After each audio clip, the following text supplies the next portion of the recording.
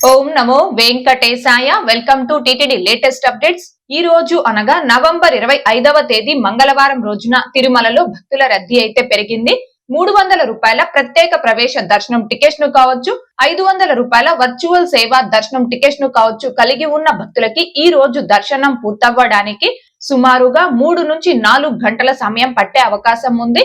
అలాగే Tirupati offline SST tokens కావచ్చు, ఇంకా శ్రీవారి మెట్టు మార్గం దివ్య దర్శనం టోకన్స్ ను కావచ్చు కలిగి ఉన్న భక్తులకి ఈ రోజు దర్శనం పూర్తవ్వడానికి సుమారుగా 4 నుంచి 6 గంటల సమయం పట్టే అవకాశం ఉంది.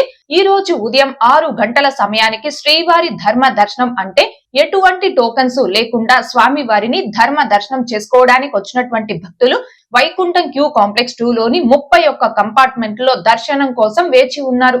ఇలా వేచి ఉన్నటువంటి భక్తులకే దర్శనం పూర్తవ్వడానికి సుమారుగా 15 గంటల సమయం పట్టే అవకాశం ఉంది. ఇకపోతే ఈ రోజు ఎటువంటి దర్శనం టోకన్స్ లేకుండా నేరుగా తిరుమలకొచ్చి స్వామి వారిని ధర్మ దర్శనం చేసుకోవడానికి కొత్తగా ఈ రోజు ఎవరైతే ప్రీ దర్శనం క్యూ లైన్ లో జాయిన్ అవుతారో ఆ భక్తులకి దర్శనం పూర్తవ్వడానికి సుమారుగా 20 నుంచి 24 గంటల సమయం పట్టే అవకాశం ఉంది. భక్తుల రద్దీని బట్టి దర్శనాలు పూర్తయి సమయాలలో కూడా మార్పులు ఉంటాయి కాబట్టి శ్రీవారి భక్తులు ఈ విషయాన్ని గమనించుకోగలరు.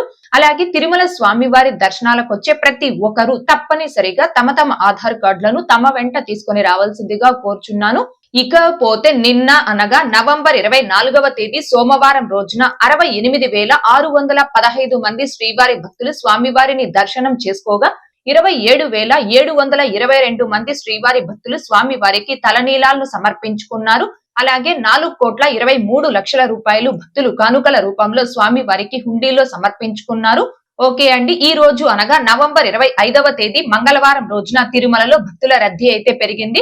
తిరుమల తిరుపతి దేవస్థానాలకు సంబంధించి మరింత ఇన్ఫర్మేషన్ కోసం మన ఛానల్ ని సబ్స్క్రైబ్ చేసుకుని రెగ్యులర్ గా ఫాలో అవ్వగలరు. అలాగే మన ఛానల్లోని వీడియోస్ ని తప్పకుండా లైక్ చేసి షేర్ చేయవలసిందిగా కోరుచున్నాను. ఓం నమో వెంకటేశాయ. Thanks for watching.